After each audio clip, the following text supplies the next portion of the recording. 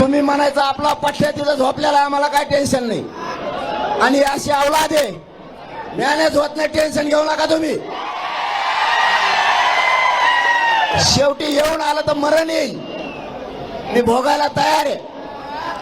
पण तुम्हाला इथून रेल्वेच्या ठिकाणी पार्किंग दिल्यात, 5 रुपयात 10 रुपयात तुम्ही आझाद मैदानावर येता. बिनधास्त गाड्या लावायच्या, रेल्वेने यायचं जायचं, संध्याकाळी रेटून जेवायचं आणि त्या गाडीत झोपायचं. कारण इकडे पाऊस अचानक येतो आणि अचानक जातो. त्याच्यामुळं तुम्हाला शरीरात सुद्धा त्रास झाला नाही पाहिजे याची काळजी घ्या. हे का बोबारा रे, चाल, काही झालं माझ्या समाजाला किंमत द्या. पुन्हा एकदा सांगतो, समाजाने खूप विश्वासाने आपल्याला 500 किलोमीटर पाठवलंय. समाज मिनिटाला आपली खबर घेतोय. समाजाला असे आहे, लढायला गेलेले पोरं आमच्या लेकराला विजय घेऊन येतील, म्हणून तुमच्या डोक्यात फक्त विजय ठेवा.